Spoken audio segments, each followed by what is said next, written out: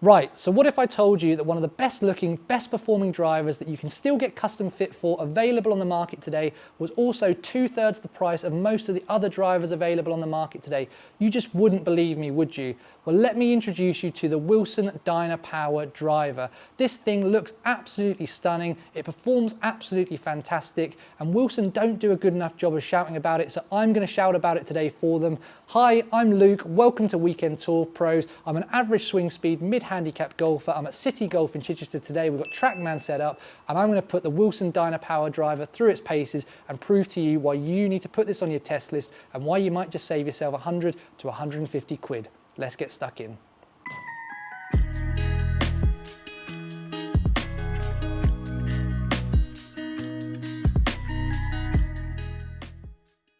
So just got the Wilson Dynapower down at address for the first time and just want to talk to you about my first impressions of the looks. It is an absolutely stunning driver. This is like Wilson have made a driver perfectly to my taste. You've got that matte carbon crown with that slightly checkered pattern.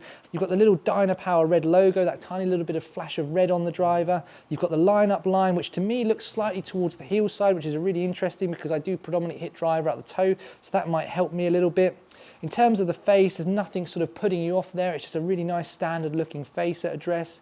And although you don't see this at address, if we turn it over, you've got those stunning Wilson Dynapower Carbon logos at the bottom of it. Again, all black kind of finish with those flashes of red. And something that I really like is the loft sleeve. I'll try and show you this zoomed in. It's just so plain. You can't see all of the different loft options or anything showing at address. And it's just a sleek golf club. In terms of drivers that I've looked at over the last couple of years, for me and my taste, this is as good as anything that I've seen. So if the performance matches the looks, we have got ourselves a really special driver here. Now, in terms of the driver that Wilson have sent me, there is actually two models, the carbon one that they've sent me, and there is also a titanium model, which in truth, the titanium is probably the one that I would end up gaming because it's got a little bit of extra rear weighting that pulls that center of gravity back and just increases that MOI for a little bit more forgiveness.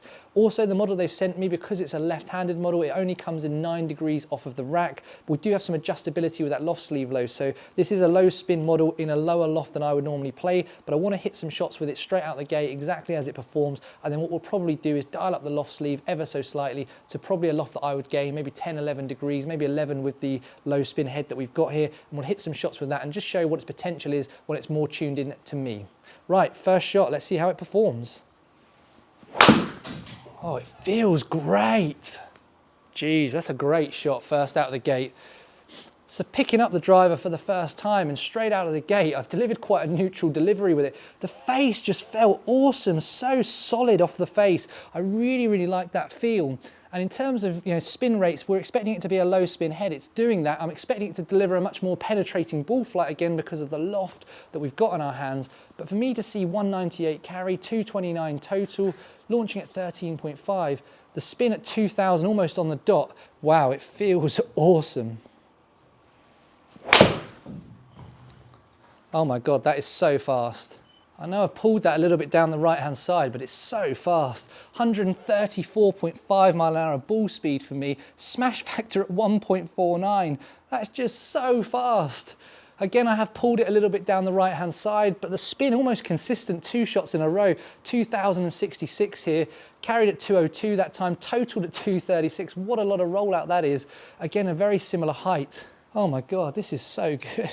I never thought that I would enjoy a low spin, low lofted head, but 2 shots in, this feels great. First one I've not hit that good, he says. First one I've not hit that good. I've pulled it, caught it very high on the face, and we've still got that 200 yard of carry out of it and 220 of total. And interestingly there, because the spin's jumped up closer to a number that I need it to be at 2910, we've actually managed to keep it in the air and we've seen that ball flight jump up. This is really interesting because sometimes with that miss hit that I get with my own driver, because it spins up so much, I lose a bit of distance. This time it's spun up into a window that's probably perfect for me and delivered some really good numbers still. Oh my God, this driver's good. That's such a solid hit. Ball speed is fast. I'm also getting some good club head speed out of it as well, 92 mile an hour. So this shaft combo, and already within a couple of shots, I'm getting a bit of confidence to go after this club. It just feels great. When you hit it out the center or near the center, that feeling of ball and face together is awesome. Ball speed 134, carrying at 203.2, totaling at 237. The longest I've ever seen on TrackMan in the studio is 240 total for me. We're nearly at that. Ball speed again, 133. Oh my God, look at that. So the spin there is a little bit, it's an estimated one from TrackMan, so it maybe hasn't picked that up perfectly on that one at 2990, but carrying at 207, totaling 228. We saw the height jump up a little bit there. It's really interesting. The one thing more than anything this has surprised me is how easy I'm finding it to hit despite the low loft and despite the fact that it's a low spin head. I was worried that it was just going to fall out of the air for me, but this is really good. It's another solid one, 135 of ball speed. Oh, I've pulled it down the right 30 yards, I'm afraid. 201 through the air, 237.4 total. That spin again at 1819. Every one of the good hits, the spin has been between 1800 and 2000. The ball speed on every good hit, 133 to 135. The carry on every good hit, 199 to 202. And we then had that one at 207 that was just great. The peak height every single time, 50 to 60 feet. Like, these numbers are just, for how inconsistent I am as the handicap golfer testing it, these numbers are consistent. Let's just get that face under control, come on. That's a shame. And there's me just saying to you, I've not hit it that great. And you can see that from the ball speed drop off at 124 and the smash factor drop off. But because the spin's crept up a couple of hundred revs, and because we've got that slightly stronger ball flight, we've still carried it the exact 199 and we've still totaled it 222.7. Like, I'm starting to believe that TrackMan is making these numbers up because they're just so consistent. So consistent. What a driver, Wilson. What a driver. Carbon my Dynapower. 132 of ball again. Oh my God, I've hit the good one. 207.2 of carry. Totaling 232, spinning at 2680. If that's straight, it's huge. Oh, it's not huge. I just didn't deliver it that good. I got 136 of ball speed though, so it's absolutely fast as anything. But I've just closed the face over and only got 199 again of carry, but we've got 236 of total, which is again, as long as anything we've hit with this club. I just hit it a little bit low because my attack angle was down.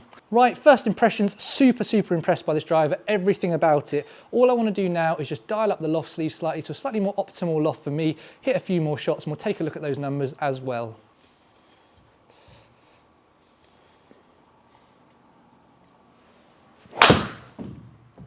So interestingly, first out the gate, it's not my best delivery because the spin is still down at 1778, but carried at 207, total at 237. We've seen that peak height jump up a little bit, and I think that launch angle's up a little bit, which is exactly what I'd expect to see it to do. But maybe if we can just get a little bit more speed and a little bit more of a quality of strike, we'll also see those ball speeds back where they were in the 9-degree setting. But that really does impress me. It's exactly what I was hoping to see, is a couple more yards. That's another good hit. Jesus. 132 of ball speed. So again, we're still not back up to the fastest that we got when we had it in the 9-degree setting, but we've got that spin exactly where I want it, just around that 2,500, just north of 2,500. We've seen again that the launch and the height is up. The carry's now at 211, the total's at 233. Honestly, if you've watched my reviews of drivers, this is as long as anything that I can hit. Probably just snatched it a little bit. I have snatched it a little bit, but the ball speed again, 133.3. We're now getting the ball speed back up. Spin at 2,057, so it's maybe not jumped up as high there as I was expecting on that one, but the carry's now up that 5 yards at 206, still totaling at 237. Again, that's not a great hit, and the peak height is at the top end of what we were seeing in the 9-degree setting. The club is doing exactly what I expect it to do now we've adjusted the loft. It's such a good driver, this.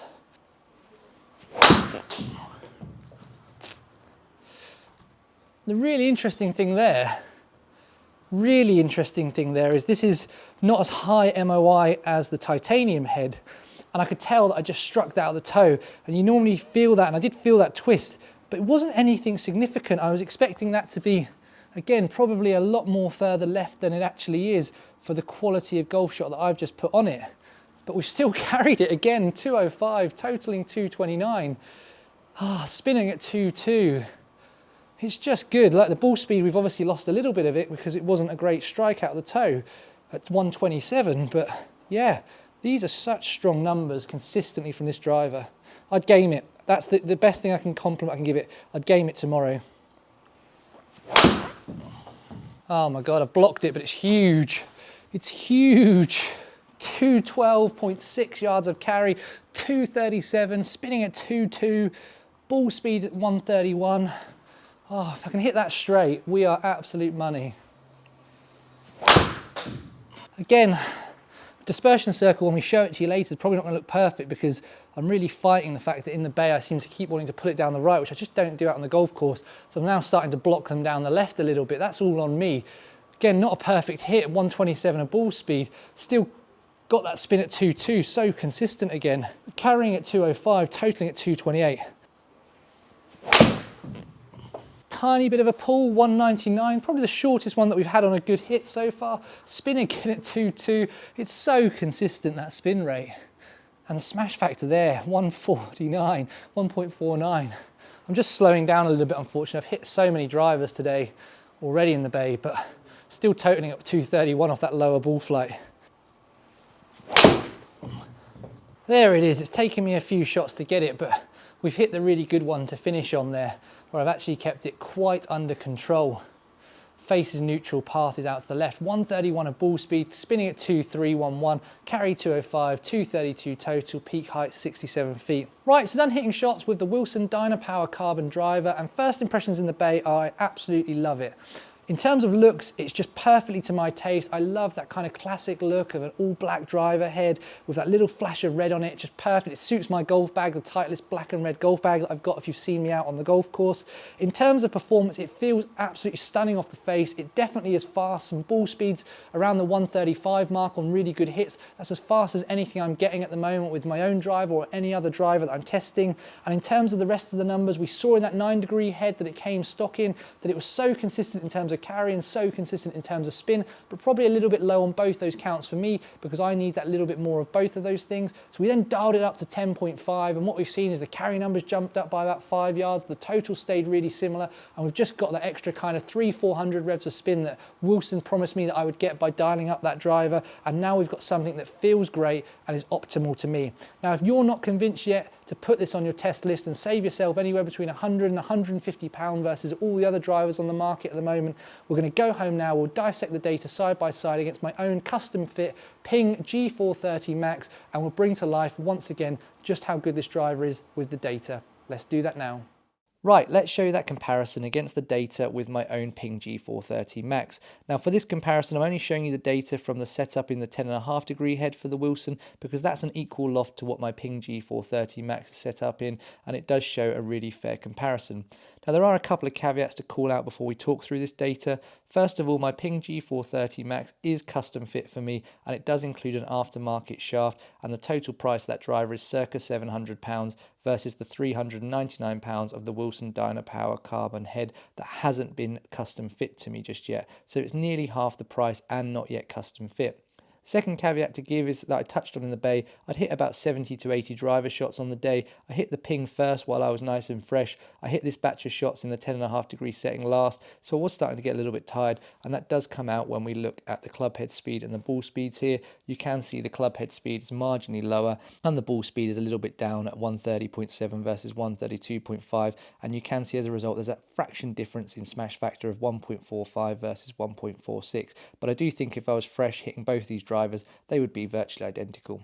With drivers, we always talk about trying to optimize that high launch, low spin, and it's really interesting to see that the Wilson was launching a little bit higher and delivering a fraction less spin. I think that might be in part due to my angle of attack, which we'll talk about a little bit in a second, but it is really interesting to see just how good those spin and launch angles were with the Wilson. If we do talk about that ball flight here, you can see the Wilson launched a little bit higher, had a fraction more peak height, and did land a little bit steeper. And just to talk about that attack angle, I think that's a contributing factor because I was hitting a fraction better up on it at 2 degrees versus 1.2 with my own ping. If I just show you the side-on angle of those ball flights, it's really hard to see the discrepancy here, but what I think that shows you is just how consistent the ball flight was with both these drivers and how similar it was, and just reflects those numbers we saw on the last slide. Now let's take you on to that all-important distance that you all care about. Well, what you can see here is the carry number and the total number with my own Ping G430 Max were both exactly 1 yard longer.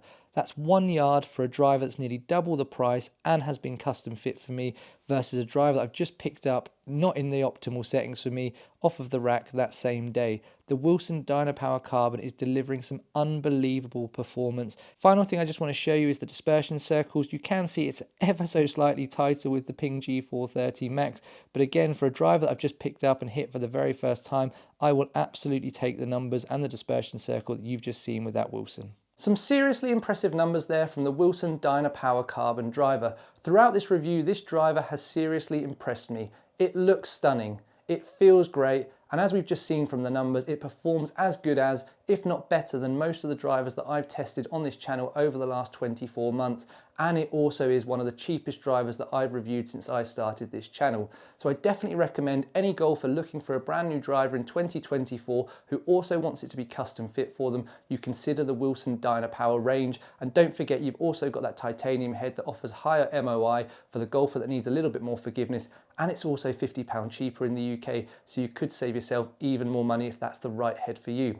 Now, I'd love to hear in the comments section down below what you thought to this review and what you thought to this driver, and whether you'd be willing to give it a hit when you're doing your 2024 testing. And if you've liked the video, please do smash that thumbs up button. It helps other like-minded golfers to find my content on YouTube.